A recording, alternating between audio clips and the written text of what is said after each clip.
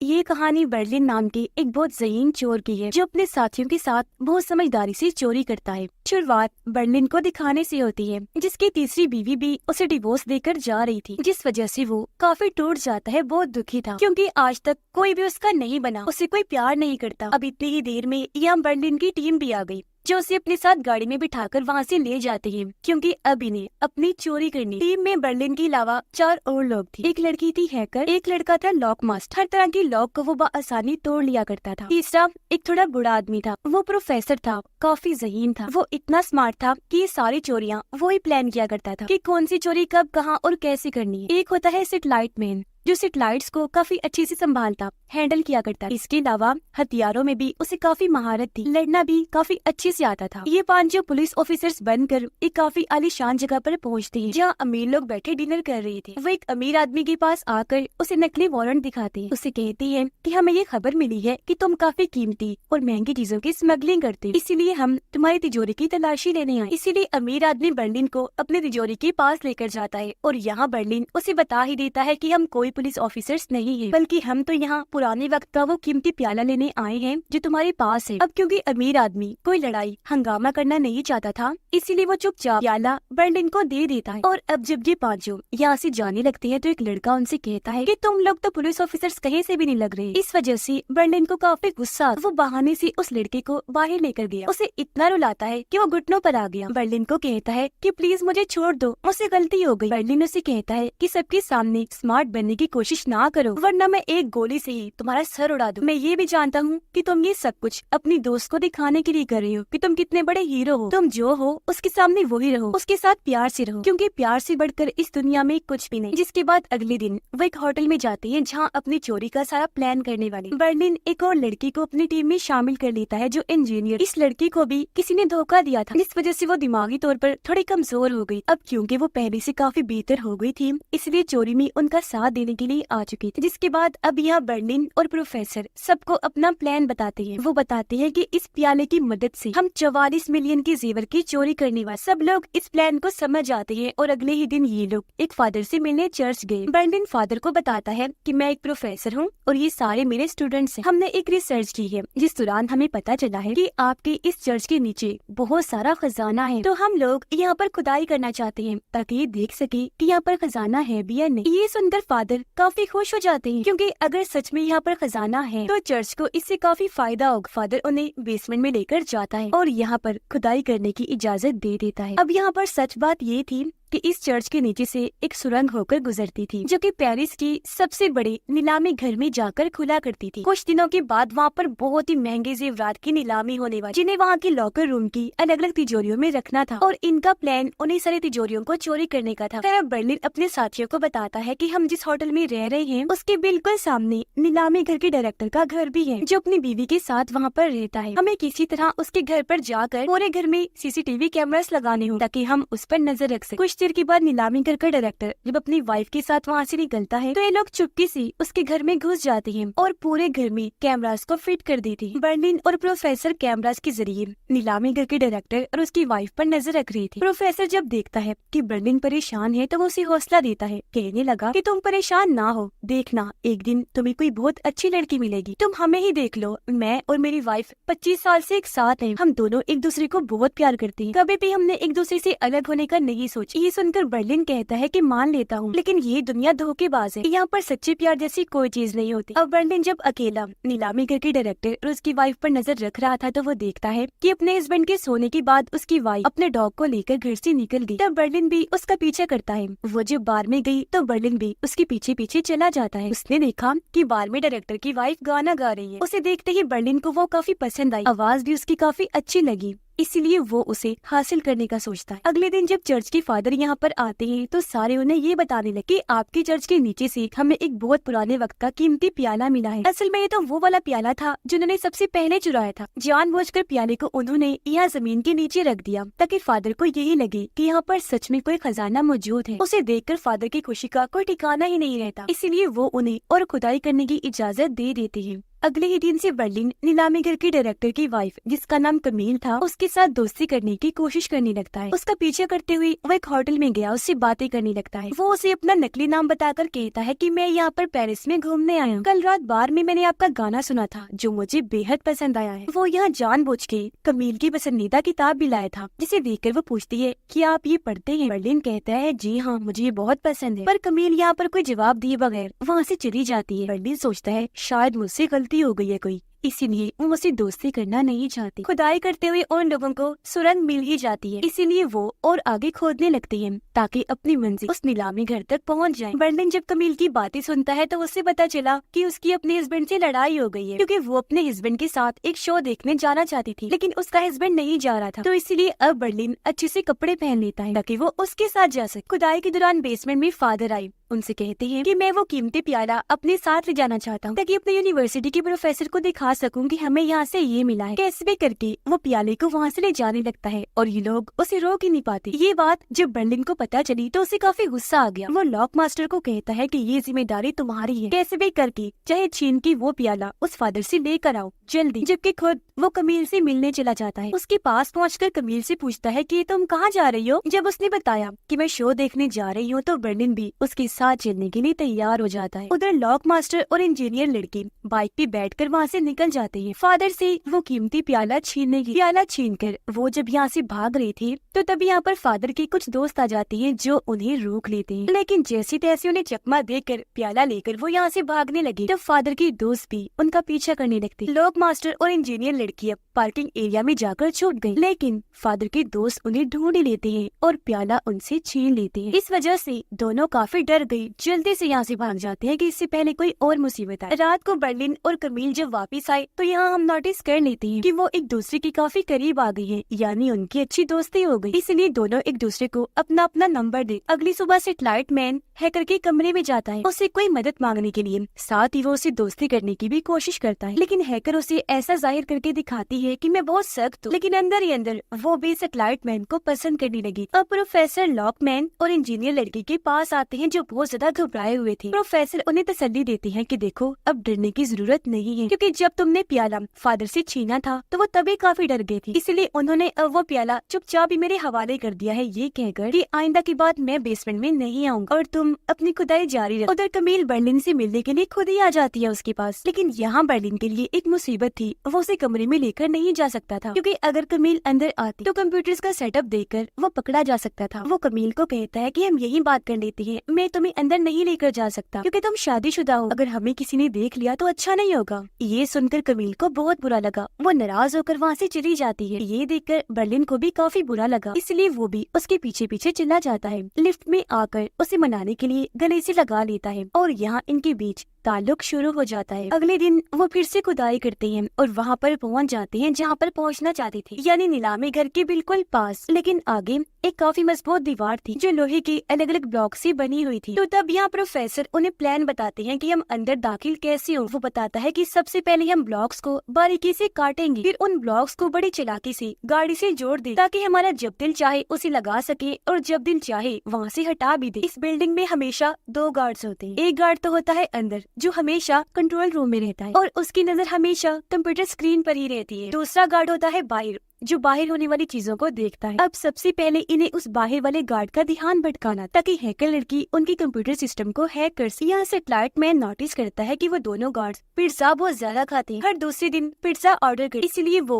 एक pizza delivery boy बनकर गलत ऑर्डर लेकर जाता है, जिस बात पर गार्ड उससे बहस करने लगता है, इसीलिए सेटेलाइट मैन भी उसे गुस्सा दिलाने लगता है। इनकी बहस इतनी बढ़ गई कि गार्ड दूसरे गार्ड को भी लड़ने के लिए बुला लेता है और इस चीज का फायदा उठाकर हैकर लड़की उनके कंप्यूटर सिस्टम को हैक कर लेती है, यानी कि अब वो सारे कैमरास को कंट्रोल कर सकती है। अब बर्लिन फिर से अपनी टीम को प्लान बताने लगता है और ये लोग फिर से उस सुरंग में चले जाते हैं। बहुत ही पतली तार से उस दीवार के ब्लॉक्स को काटने लगते हैं, फिर वहाँ एक मकनातीस लगाकर उसे थोड़ा सा ऊपर कर लेते हैं और आखिरकार लॉकर रूम में आ जाते हैं, जहाँ पर वो सारी तिजोरियां हैं जिनके अंदर ज़ेवरात होंगी, यानी कि इनका प्लान बिल्कुल ठीक चल रहा था अब तक। और अब बस इन्हें इंतजार था नीलामी घर के सामान आने का, जिनमें वो सारे ज़ेवरात भी होंगे जो बाद में इन तिजोरियों में रखे जाने थे। और इस तरह बआसानी वो सारी तिजोरियों को चोरी कर सकती थी। अब इस चोरी की प्लानिंग के साथ साथ बर्लिन के प्यार की कहानी भी कमील के साथ शुरू हो जाती। वो अपना आधा टाइम इस प्लान को दे रहा था जबकि आधा कमील को दिया करता है। लेकिन एक दिन कमील का हस्बैंड दोनों को एक साथ देख लेता है। लेकिन यहाँ पर बर्लिन कमील के हस्बैंड को ये कह देता है कि मैं एक आर्टिस्ट हूँ, आपकी वाइफ से मिलना चाहता था, इसीलिए आज यहाँ पर आया। पर अपने हस्बैंड के जाने के बाद कमील बर्लिन को कहती है कि मुझे डर लग रहा है कहीं मेरे हस्बैंड को हमारे बारे में पता न चल जाए। बर्लिन उससे कहता है कि चलो फिर हम किसी ऐसी जगह पर चलते हैं जहाँ पर हमारे अलावा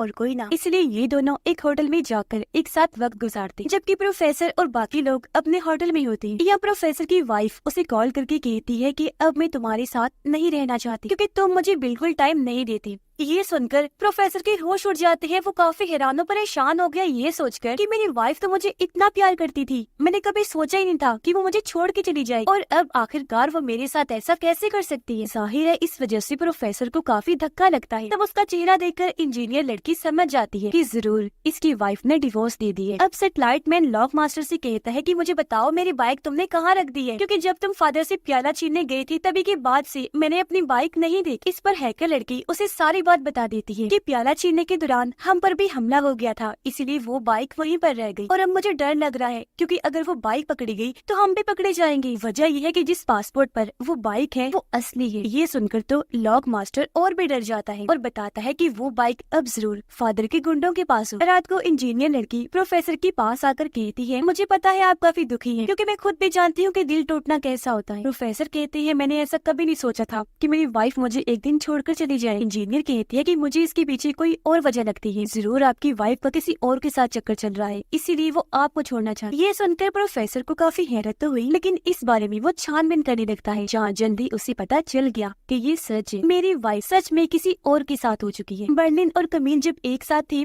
तो कमील का हस्बैंड उसे कॉल करके बताता है कि आज मैं छुट्टी पर था और मैंने तुम्हारी सारी ईमेल्स पढ़ ली है, मुझे पता चल गया है कि तुम्हारा अब किसी और के साथ चक्कर है। ये सुनकर बर्लिन हैरान नहीं था बल्कि वो तो खुश हो रहा था कि चलो शुक्र है अब कमील मुझे अपना लेगी और अपने हस्बैंड को छोड़ दे। लेकिन कमील तो उसे ये कह देती है कि मैं अपने हस्बैंड को नहीं छोड़ सकती, मैं उसे बहुत प्यार करती हूँ, मैं तुम्हें भी नहीं छोड़ सकती, तुम्हें भी पसंद करती हूँ, लेकिन मैं तुम्हारी वजह से अपने हस्बैंड को नहीं छोड़ सकती क्योंकि तुम्हारे साथ मेरी बस दोस्ती, जबकि मैं और मेरा हस्बैंड तो बच्चे के लिए प्लान बना रहे। ये सुनकर बर्लिन एक बार फिर टूट जाता है क्योंकि आज कमील भी उसे धोखा देगी, यानी कि आज भी उसे सच्चा प्यार नहीं मिला। इसलिए वो जब यहाँ से जा रहा था तो लॉक मास्टर को कॉल करके बताता है कि कमील का हस्बैंड बहुत ही चालाक इंसान है और अब मैं उसे सबक सिखा कर ही रहूं। अब कमील का हस्बैंड अपनी नीलामी करके लॉकर रूम में पहुंच जाता है और आने वाले सामान को तिजोरियों में रखने लगता है, जबकि उधर बर्लिन और उसकी टीम भी बिल्कुल तैयार थी उन सब को चुराने के लिए। जैसे ही सारी चीजें कमील का हस्बैंड तिजोरियों में रखता है तो वो टीम भी आगे बढ़ती है अपने प्लान को अंजाम देने के। एक एक करके तिजोरियों में जो भी सामान था वो सब को चुराने लगते हैं। यहाँ पर प्रोफेसर अपने घर टूटने की वजह से दुखी था, जबकि बर्लिन को एक बार फिर धोखा मिला था, वो इस वजह से गुस्से में था। तो यहाँ पर इन दोनों की आपस में बहस हो जाती है, जिस दौरान गलती से एक चीज वहाँ पर गिर गई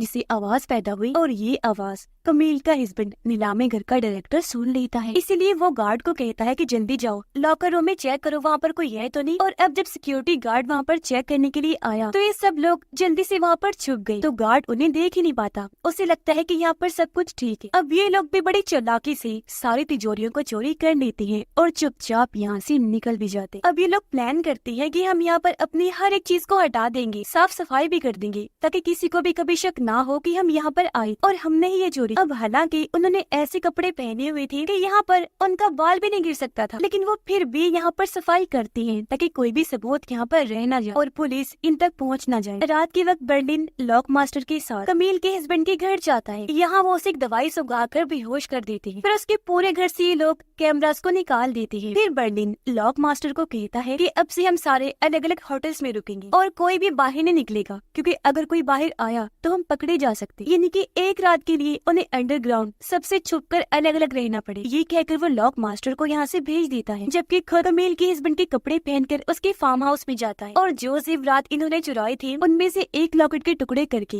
वो पूरे घर में फैला देता है, ताकि जब पुलिस इंक्वायरी करने यहाँ पर आए तो उन्हें यही लगे कि कमील के हस्बैंड ने ही चोरी या फिर चोरी में चोरों का साथ दिया है। अब असल में यहाँ पर बर्लिन कमील के हस्बैंड के साथ ही सब कुछ बदला लेने के लिए कर रहा था, उसे फंसा कर ताकि वो फंस जाए और उसकी वाइफ कमील मेरे पास आ जाए और हम दोनों का ताल्लुक दोबारा से पहले जैसा हो जाए। अब लॉकर रूम से बाहर आने के बाद ये उस दीवार को भी मजबूती से वेल्डिंग कर दी थी ताकि यहाँ पर भी कोई सबूत बाकी ना रहे। फिर उन्होंने पूरे सुरंग को भी पहले जैसा बना दिया। फिर सारे कैमरास पर से और सिस्टम पर से भी पूरी तरह अपना कंट्रोल हटा देते हैं ताकि शक की जरा से भी गुंजाइश ना बचे। रात के वक्त सैटेलाइट मैन हैकर लड़की से मिलने आता है। उसे कहने लगा कि अभी फिलहाल मैं पेरिस नहीं छोड़ सकता क्योंकि अगर पुलिस बाइक तक पहुंच गई तो वो लोग मेरे पासपोर्ट तक भी पहुंच जाएंगे। मैं अपना पासपोर्ट चुराने ऑफिस गया था लेकिन वहाँ हर तरफ अलार्म लगे हुए, इसलिए मैं पासपोर्ट नहीं चुराया और अब मुझे तुम्हारी मदद चाहिए ताकि मैं अपना पासपोर्ट हासिल कर सकूं। ये सुनकर हैकर लड़की कहती है पर मैं तुम्हारे साथ नहीं जा सकती, बर्लिन ने बाहर निकलने से मना किया है। ये सुनकर सैटेलाइट मैन कहता है पर ऐसा करना ही पड़ेगा क्योंकि अगर मेरा पासपोर्ट पुलिस की हाथ लग गया तो हम लोग और हमारी चोरी तो वैसे भी पकड़ी जाए, इसलिए अब जल्दी से मेरे साथ चलो। जो सुनकर हैकर लड़की भी उसकी मदद करने को राजी हो जाती है। ये दोनों अपने साथियों से बहाना बनाकर वहाँ से बाहर निकल जाते हैं जबकि लॉक मास्टर इंजीनियर लड़की के कमरे में आ जाता है। इंजीनियर लड़की लॉक मास्टर से पूछती है कि तुम्हारी उंगली पर टैटू कैसा बना हुआ है, जिस पर दोनों एक दूसरे को देखकर मुस्कुराने लगी क्योंकि ये भी एक दूसरे को पसंद करती थी। हैकर और सैटेलाइट मैन उस ऑफिस में पहुंच जाते हैं। हैकर यहाँ के सिस्टम को हैक करके उसका पासपोर्ट निकालने की कोशिश करती है लेकिन सिक्योरिटी गार्ड उन्हें देख लेता है और पूछता है कि तुम लोग कौन हो और यहाँ पर क्या कर रहे हैं। तब हैकर कहती है कि मैं यहाँ की नई वर्कर हूँ, लेकिन तभी यहाँ पर और भी वर्कर्स आ जाते हैं जो हैकर से उल्टे सीधे सवाल जवाब करने लगते हैं। इसी दौरान हैकर के कंप्यूटर में एरर आने लगता है। इन्हीं पासपोर्ट निकलने में गड़बड़ी आ रही थी। ये देखकर गार्ड हैकर को कहता है कि तुम्हें कंप्यूटर को दोबारा से चलाना होगा, रीस्टार्ट करना होगा। अब ऐसा करने के लिए गार्ड जब टेबल के नीचे जाता है तो वो वहाँ पर सैटेलाइट मैन को देख लेता है जो छुपा हुआ था। अब एक तरफ हैकर उसका पासपोर्ट डिलीट कर रही थी जबकि गार्ड सैटेलाइट मैन पर गन तान लेता है। पूछता है कि बताओ आखिर तुम दोनों कौन हो और यहाँ पर क्या करने आए हो। सैटेलाइट मैन उसकी तरफ कुछ फेंक कर मारता है जिससे उसकी गन नीचे गिर गई। गन को जल्दी से हैकर उठाकर उन्हीं पर तान लेती है। वो उनसे झूठ बोल देती है कि हम लोग चोर हैं और यहाँ पर चोरी करने के लिए आए हैं। दोनों उनसे कुछ पैसे भी छीनते हैं और यहाँ से भाग निकलते, जिस बात से दोनों ही काफी खुश हो गए। लॉक मास्टर और इंजीनियर एक बार में गए जहाँ पर बहुत सारे अमीर लोग आए हुए थे तो यहाँ से वो उनकी गाड़ी चुराने का सोचते हैं। सिक्योरिटी गार्ड उन्हें अंदर जाने नहीं देते, इसीलिए वो बड़े चालाकी से एक कपल की गाड़ी चुराकर वहाँ से भाग जाते हैं। लॉक मास्टर इंजीनियर लड़की को लेकर एक जगह पर जाता है जहाँ पर रेस हो रही थी और ये गाड़ियों की रेस, इसलिए लॉक मास्टर वहाँ के एक आदमी को चैलेंज करता है। कहने लगा कि अगर मैं ये रेस हार जाऊंगा तो मैं अपनी गाड़ी तुम्हें दे दूंगा और अगर तुम हार गए तो तुम्हें मुझे देनी पड़ेगी। इंजीनियर लड़की यहाँ पर चोरी किया हुआ एक हार भी लेकर आई होती है। उसका पहनने का दिल कर रहा था लेकिन लॉक मास्टर उसे ऐसा करने से मना कर रहा था, ये कहकर कि यहाँ पर इसे पहनना खतरे से खाली नहीं होगा। जिस पर इंजीनियर कहती है कि मैंने अपनी जिंदगी में इतना महंगा और कीमती लॉकेट पहली बार देखा है, मेरा बहुत दिल कर रहा है इसको पहनने, लेकिन अगर तुम मना कर रहे हो तो मैं बाद में पहन लूंगी। ये कहकर उसने हार को अपनी जेब में रख लिया। अब इस रेस में लड़कियों को भी गाड़ी के ऊपर खड़ा किया जाता था, यानी एक गाड़ी पर एक लड़की खड़ी हुआ कर गाड़ी को वो स्पीड में चलाया जाता है। जैसे रेस स्टार्ट हुई इंजीनियर लड़की को काफी मजा आया क्योंकि वो लॉक मास्टर की गाड़ी के ऊपर खड़ी। तभी इंजीनियर लड़की का फोन बजने लगा। उसने जब चेक किया तो उसके पुराने दोस्त का फोन था। ये देख वो काफी हैरान रह गई, जज्बाती भी हो जाती है, इसलिए लॉक मास्टर को गाड़ी रोकने के लिए कहती है। वो भी बिना सोचे गाड़ी रोक देता है और इस शाम वो इस रेस में हार गया था। इंजीनियर लड़की बहुत ज्यादा रोने लगती है, इसलिए लॉक मास्टर उसे संभालता है। रेस हारने की वजह से लॉक मास्टर को वो गाड़ी दूसरे लड़के को देनी पड़ती है, जिसके बाद वो इंजीनियर को लेकर यहाँ से चला जाता है। वो उसे एयरपोर्ट पर ले जाकर एक प्लेन में बिठाता है। पूछने लगा कि आखिर ऐसा क्या हुआ था जो तुमने गाड़ी रुकवाई। वो बताती है कि मेरे पास मेरे पुराने दोस्त की कॉल आ गई थी जो देखकर मुझे उसकी याद आने लगी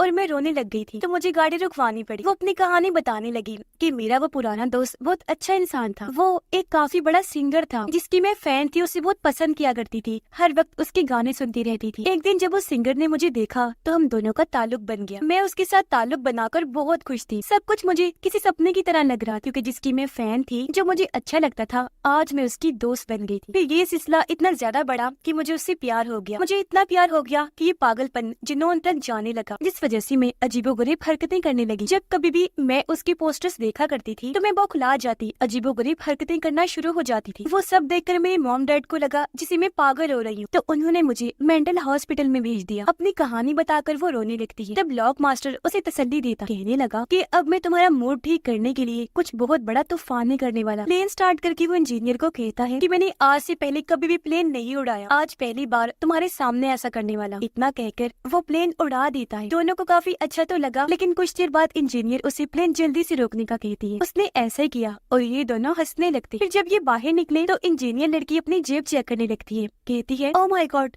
मेरी जेब में तो वो हार है ही नहीं, जिसका मतलब है कि वो उसी गाड़ी में ही रह गया। बर्लिन जब होटल में गया तो कमील भी उसे मिलने के लिए आ जाती है। कहने लगी कि मुझे तुम भी पसंद हो, लेकिन मैं अपने हस्बैंड को नहीं छोड़ सकती क्योंकि उससे प्यार करती हूँ। बर्लिन कहता है, लेकिन ऐसा नहीं चलेगा, तुम्हें हम दोनों में से किसी एक को ही चुनना होगा। खैर अब एक डिटेक्टिव को इस केस को हल करने के लिए हायर किया जाता है। अपनी टीम के साथ वो उसे लॉकर रूम में जाती है, लेकिन उसे यहाँ पर कोई सबूत, कोई ऐसी चीज नहीं मिलती जिससे वो पकड़े जाते। फिर अगले दिन ये सारे लोग चोरी का सामान लेकर अलग अलग जगह पर शिफ्ट हो जाते हैं, जैसा बर्लिन ने प्लान बनाया था। जिसके बाद इन्होंने ये प्लान किया था कि हम बाद में एक जगह आकर मिलेंगे। पुलिस भी नीलामी घर के डायरेक्टर कमील के हस्बैंड को गिरफ्तार कर चुकी थी, क्योंकि सारा शक उस पर आ गया था। अब इस टीम में से हमें सैटेलाइट मैन और हैकर लड़की दिखाए जाते हैं, जिन्होंने अपना हुलिया बिल्कुल टूरिस्ट जैसा बनाया हुआ था और उन्होंने अपने बैग में चोरी का सामान रखा हुआ था। और क्योंकि कोई भी पुलिस वाला टूरिस्ट के बैग चेक नहीं करता, इसीलिए उन्हें आगे भेज दिया जाता है। दोनों एक बस में बैठ गए अपनी मंजिल पर जाने के लिए। उनके बाद प्रोफेसर, इंजीनियर और लॉक मास्टर एक वैन में बैठकर निकल जाते हैं। यहाँ पर इंजीनियर और लॉक मास्टर ने बहन भाई का रोल किया था, जबकि प्रोफेसर उनके डैड बने थे। और अगर पुलिस इन्हें पकड़ती तो इनके पास नकली राख भी थी, जहाँ वो पुलिस को ये कह देंगे कि हम अपनी माँ की राख को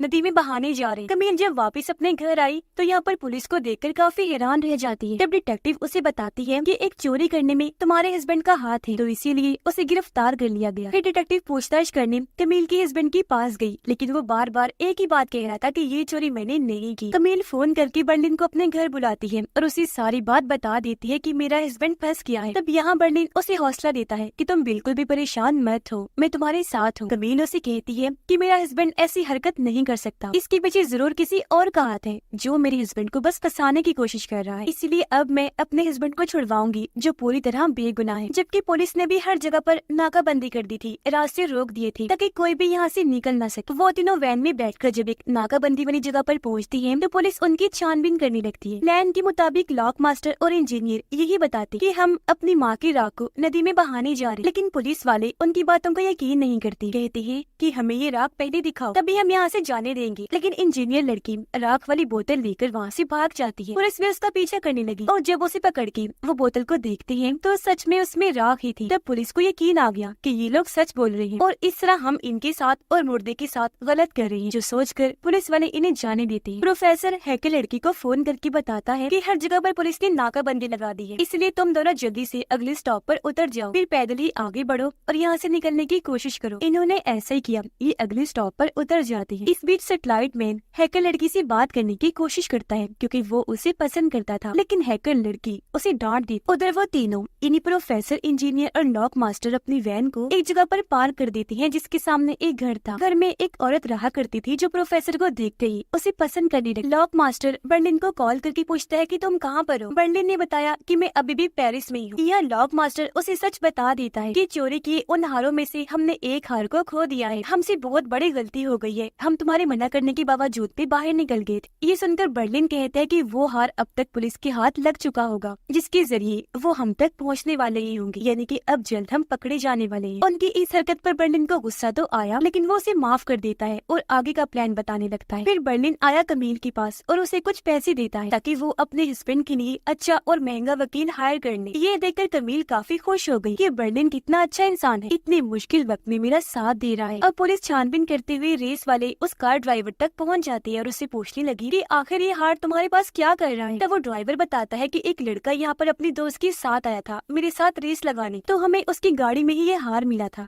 पता चला है कि जो गाड़ी वो लेकर आए थे वो भी उनकी नहीं थी। पुलिस कहती है कि उस लड़के की कोई पहचान बताओ। तब ड्राइवर कहता है कि उसकी उंगली पर एक टैटू बना हुआ है। 5K छोड़ जाने पर प्रोफेसर अभी परेशान हो ही रहा था कि तभी यहाँ पर उनके सामने वाली औरत आई जो उसे पीने के लिए शराब देती है। शराब को पीते ही प्रोफेसर को नशा चढ़ गया, इसीलिए वो फौरन अपनी वाइफ को कॉल करके कहता है कि मैं जान गया हूँ तुम मुझे धोखा दे रही हो, इसी वजह से तुम मुझे छोड़ना चाहती। ये सुनकर उसकी वाइफ काफी चौंक गई। कहती है अच्छा मुझे माफ कर दो, ऐसा कुछ भी नहीं है और मैं बस तुमसे ही प्यार करती हूँ। लेकिन प्रोफेसर फिर भी उस पर काफी गुस्सा करता है। अब कुछ ही दूरी के फासले पर वो औरत भी बैठी हुई थी जिसने प्रोफेसर को शराब पिलाई। वो उसकी सारी बातें सुन ली। हैकर लड़की जंगल में जब टॉयलेट करने गई तो उसके पैर पर एक जहरीला सांप काट लेता है। वो चिल्लाने लगी मदद के लिए। सैटेलाइट मैन को आवाजें लगाने लगती है, इसलिए वो जल्दी से भागकर आता है उसकी मदद करने के लिए। चाकू से पहले उसके पैर पर कट लगाता है, फिर उसका खून चूसकर बाहर निकालता है। उसने देखा कि हैकर लड़की की जुबान सूज रही है। वो काफी फिक्रमंद हो गया कि कहीं इसे कुछ हो ना जाए, तो वो उसे अपनी पीठ पर उठाकर वहाँ से निकल गया ताकि कोई मदद मिल सके। अब केस की छानबीन करने के लिए 2 और फीमेल इंस्पेक्टर्स को हायर किया जाता है। दोनों आपस में ये बातें कर रही होती है कि चोर जो भी थे बहुत स्मार्ट थे, उन्होंने बहुत बारीकी से यहाँ पर चोरी की है। उन्होंने यहाँ पर कोई भी सबूत नहीं छोड़ा, जिस वजह से उन्हें पकड़ना बहुत मुश्किल है। लेकिन चाहे जो भी हो जाए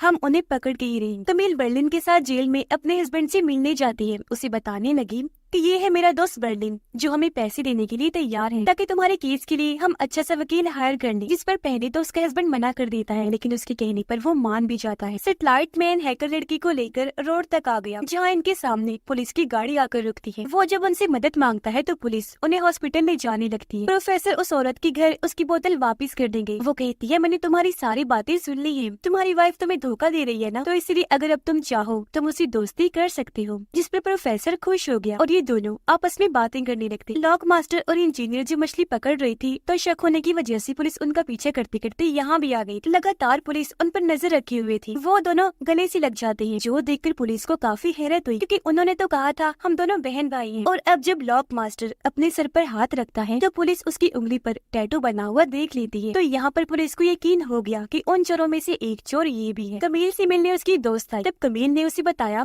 कि मेरा दोस्त बर्लिन यहीं पर है जो बहुत अच्छा है, मेरे हस्बैंड को छुड़वाने के लिए वो मेरी मदद कर रहा है। ये सुनकर उसकी दोस्त काफी हैरान रह गई। कमील से कहती है ये बात सोचने में काफी अजीब है, वो तुम्हारा दोस्त है लेकिन फिर भी तुम्हारे हस्बैंड को छुड़वाने में तुम्हारी मदद कर रहा है। एम्बुलेंस के जरिए हैकर को जब पुलिस ले जा रही थी तो तभी हैकर की जेब से गन नीचे गिर जाती है, जो देखकर पुलिस को काफी हैरत हुई। अब सैटेलाइट मैन जल्दी से वो गन उठाकर पुलिस पर तान देता है। कहने लगा कि अब जल्दी से जाकर अपनी गाड़ी में बैठ जाओ और हमारे लिए कोई हरकत करने की जरूरत नहीं है। प्रोफेसर जब उस औरत के साथ था तो वो बाहर झांकता है जहाँ पर पुलिस उनकी वैन के सामने खड़ी हुई थी। उसे लगा कि जरूर पुलिस को हम पर शक हो गया है, तो पुलिस के जाने पर वो वहाँ की साफ सफाई कर देता है ताकि हम पकड़े ना जाएं और यहाँ से जल्द निकलने की तैयारी करने लगता है। अब एक दिन कमील बर्लिन को कहती है कि देखो मैं अपने हस्बैंड को नहीं छोड़ सकती, तो तुम्हारे लिए बेहतर यही होगा कि तुम मुझे ही छोड़कर यहाँ से चले जाओ। प्रोफेसर इंजीनियर और लॉक मास्टर को बता देता है कि पुलिस यहाँ पर आई थी, उन्हें हम पर शक है, तो हमें जल्द से जल्द यहाँ से निकलना चाहिए। जिसके बाद वो बर्लिन को कॉल करता है उसे पूछने के लिए कि तुम कहाँ पर हो। जब बर्लिन ने उसे बताया कि मैं अभी तक पेरिस में हूँ तो प्रोफेसर उसे कहता है कि तैयार हो जाओ, मैं तुम्हें लेने के लिए आ रहा। और अब क्योंकि इस केस को हल नहीं किया जा रहा था तो यहाँ पर एक और डिटेक्टिव को हायर किया जाता है। वो उस टैटू के निशान को हर जगह फैला देती है और कहती है कि अगर इस टैटू वाला इंसान किसी को भी कहीं भी दिखे तो फौरन उसे गिरफ्तार कर लिया जाए। अब कमील से मिलने दोबारा उसकी दोस्त आई। पूछती है कि कमील तुम्हारी जिंदगी में ये सब कुछ क्यों चल रहा है और इतनी जल्दी जल्दी सब कैसे हो रहा है। कमील कहती है कि मैं खुद परेशान हूँ, मुझे भी समझ नहीं आ रही कि यहाँ पर चल क्या रहा है। जिस पर उसकी दोस्त कहती है कि अक्सर मैंने फिल्मों में देखा है कि लड़की का जो दोस्त होता है वही उसके हस्बैंड को फंसाता है और तुम्हारे केस में भी मुझे ऐसा ही लग रहा है। हो सकता है कि बर्लिन ही वो इंसान हो जिसने तुम्हारे हस्बैंड को फंसाया है और अब वो तुम्हारी मदद करने का नाटक कर रहा है ताकि तुम्हारे सामने हीरो बन सके। ये सुनकर कमील को काफी हैरानी हुई और वो चुपके से बर्लिन की जेब से उसका पास चुरा लेती है ताकि वो बर्लिन के कमरे में जाकर चेक कर सके कि क्या मेरी दोस्त सच कह रही है, क्योंकि अभी तक उसने बर्लिन का कमरा नहीं देखा था। प्रोफेसर भी बर्लिन से मिलने के लिए आ जाता है और ये दोनों भी यहाँ से निकलने का प्लान बनाने लगे। पुलिस को लग रहा था कि वो सारे चोर अभी भी उस होटल में ही रह रहे हैं, इसलिए वो उन्हें पकड़ने के लिए वहाँ पहुँच जाती है, जबकि बाकी पुलिस उनकी वैन के पास आ जाती है बाकियों को पकड़ने के लिए। कमील भी जब बर्लिन के कमरे में जाती है तो यहाँ पर कैमरास और बाकी सेटअप देखकर काफी हैरान रह जाती है। वो समझ गई कि बर्लिन ही चोर है और इसने ही मेरे हस्बैंड को फंसाया है। उधर पुलिस उनकी वैन की तरफ बढ़ रही थी जिसके अंदर इंजीनियर और लॉक मास्टर थे। पुलिस जब उन पर गोली चलाने लगती है तो वो लोग भी बदले में गोलियां चलाते हैं। तब इंस्पेक्टर उनसे पूछती है कि आखिर तुम लोगों की मांगे क्या है। इसी के साथ वैन में पर्दे के पीछे से एक स्पीकर बाहर आता है जिसमें लॉक मास्टर कहता है कि हमारी ये मांग है कि तुम हमें 5 मिनट दो सोचने के लिए। अब यहाँ हमने देखा कि उन्होंने अपनी वैन ऐसी जगह पर पार्क की थी जिसके नीचे टनल का रास्ता था, यानी कि सुरंग, इसलिए वो सुरंग के रास्ते भागने लगती है। जबकि पुलिस को गुमराह करने के लिए उन्होंने वहाँ पर पपेट कठपुतलियाँ लगाई हुई थी और जो माइक था वहीं पर स्पीकर लगा हुआ था ताकि उनको ये लगे कि यही स्पीकर में बोल रहे हैं। और अब जब वो दोनों यहाँ से काफी दूर चले गए तो पुलिस भी समझ जाती है कि उन्होंने हमें पागल बनाया है। वो तो यहाँ से भाग चुके हैं। पुलिस ने जब देखा कि यहाँ पर एक सुरंग है तो वो भी इसके अंदर चली जाती है उन लोगों का पीछा करने की। सेटेलाइट मैन दोनों पुलिस ऑफिसर्स को बंदी बनाकर हैकर लड़की को लेकर यहाँ से भाग जाता है। लॉक मास्टर और इंजीनियर जब सुरंग से बाहर आए तो वो देखते हैं कि यहाँ पर ट्रक्स खड़े हुए हैं। दोनों जल्दी से भागकर एक ट्रक के ऊपर चले गए और जिस रंग का ट्रक था उसे रंग की पन्नी लपेटकर वहाँ पर छुप जाते हैं। और अब जब पुलिस वहाँ पर आकर छानबीन करती है तो वो दोनों उन्हें कहीं भी नहीं मिलते। कमील ने अपनी दोस्त को बर्लिन के बारे में सब कुछ बता दिया था, जिस पर उसकी दोस्त का कहना था कि तुम जल्दी से पुलिस को कॉल करके उसकी सारी सच्चाई बता ताकि बर्लिन फंस जाए और पुलिस उसे गिरफ्तार कर ले। अब तभी यहाँ कमील को ख्याल आया कि मुझे भी अपने हस्बैंड के लॉकर का सामान चेक करना चाहिए। और जब वो उसका सामान चेक करने लगी तो तभी उसे वहाँ अपने हस्बैंड की तस्वीरें मिलती हैं जो उसकी दूसरी बीवी के साथ थी और उनका बच्चा भी होने वाला था। ये देखकर कमील काफी हैरान और परेशान रह गई। सोचती है कि इतने सालों से मेरा हस्बैंड मुझे धोखा दे रहा था जिससे मैं इतना प्यार किया करती थी। वो सोचती है कि मेरा हस्बैंड कितना चालाक है, उसने मुझे शक भी नहीं होने दिया। इसलिए अब वो पुलिस का फोन काट देती है। बर्लिन के बारे में उन्हें कुछ नहीं बताती क्योंकि इस वक्त उसे बर्लिन से ज्यादा अपना हस्बैंड गुनहगार लग रहा था। जिस पर उसकी दोस्त कमील को कहती है कि अब हमें बर्लिन को ब्लैकमेल करना चाहिए और जो चीजें उसने चुराई हैं उसमें से आधा हिस्सा मांगना चाहिए, जिस पर कमील भी मान जाती है। अब प्रोफेसर और बर्लिन अपने अपने कमरों की सफाई कर रहे थे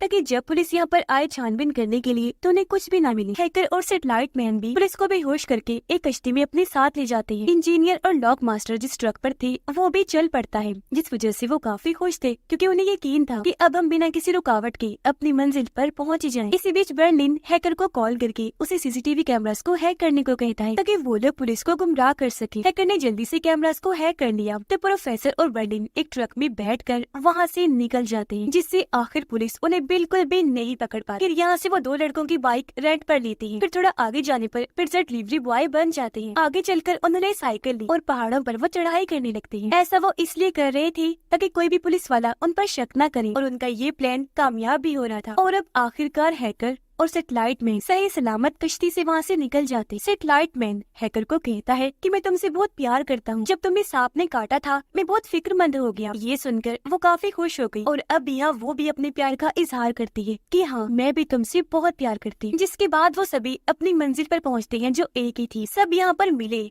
और हंसी खुशी वहाँ से निकल जाते हैं। ये लोग इतनी बड़ी चोरी करके उसमें कामयाब होकर बहुत खुश थे और सही सलामत वहाँ से निकल जाते। इसके बाद हमें कुछ महीनों के बाद का वक्त दिखाया जाता है। बर्लिन कमील को अभी भी नहीं भूला था, इसलिए एक दिन जब कमील उससे मिलने आई तो बर्लिन काफी खुश हुआ और वो उसे सब कुछ सच सच बता देता है कि हाँ मैंने ही तुम्हारे हस्बैंड को फंसाया था क्योंकि मैं तुमसे प्यार करता हूँ, तुम्हें हासिल करना चाहता हूँ। बाहर कमील की दोस्त भी थी जो उसकी इन बातों की रिकॉर्डिंग कर रही थी क्योंकि इस रिकॉर्डिंग की मदद से वो बर्लिन को बाद में ब्लैकमेल करने वाली थी। साथ ही अब यहाँ पुलिस डिपार्टमेंट भी पूरी तरह नाकाम ही रह गया था क्योंकि कैसे भी करके ये उन्हें पकड़ ही नहीं पाए थे, पर उन्हें यकीन था कि वो लोग दोबारा चोरी जरूर करें। इसलिए पुलिस अब इस मौके की तलाश में थी कि जब वो चोरी करेंगी तो हम फौरन उन्हें पकड़ लेंगे। और अब अगले दिन कमील और उसकी दोस्त बर्लिन से मिलने आते हैं। वो बर्लिन को ब्लैकमेल करने लगती है कि हमारे पास तुम्हारी रिकॉर्डिंग है जो हम पुलिस को दे देंगे और अगर तुम चाहते हो कि हम ऐसा ना करें तो चोरी किए हुए पैसों में से 40% हमें भी दो। ये सुनकर बर्लिन मुस्कुरा दिया, कहता है कि मैंने तो वो रिकॉर्डिंग पहले ही तुम लोगों से चुरा ली है क्योंकि मैं जानता था तुम लोग कुछ ऐसा करने वाले और बाद में मुझे ब्लैकमेल करोगे। लेकिन सच में कमील मैं तुमसे सच्चे दिल से प्यार करता हूँ। मैंने अपने फायदे के लिए तुम्हें जरा भी इस्तेमाल नहीं किया और मेरे लिए पैसा नहीं प्यार तुम जरूरी हो। ये कहकर वो उन दोनों को अपने हिस्से का सारा पैसा दे देता है और ये डील कर लेता है कि मैं अगली बारी जब भी चोरी करूंगा तो सारे पैसे कमील को ही दे दिया करूंगा। जिस पर कमील काफी खुश हो गई, उसके प्यार से मुतासिर हो जाती है। पैसों को हासिल करके कमील और उसकी दोस्त काफी खुश हो गई। यहाँ पर कमील बर्लिन के बारे में ही सोच रही थी क्योंकि अब शायद उसे भी बर्लिन से प्यार हो गया था और ये दोनों एक हो जाएं। कुछ दिन के बाद प्रोफेसर बर्लिन से मिलने आया, जहाँ बर्लिन उसे कहता है कि हमारी छुट्टियां हुई काफी दिन हो गए हैं ना, तो क्यों ना अब हम अगली चोरी करने चले। ये सुनकर प्रोफेसर काफी खुश हो जाता है, कहने लगा अरे वाह बहुत अच्छा आइडिया है क्योंकि मैं भी दूसरी चोरी होने का बेसब्री से इंतजार कर रहा हूँ यार, जल्दी करो। दोनों इस बात पर काफी खुश हो गई और इसी के साथ ये सीजन इधर ही खत्म हो जाता है।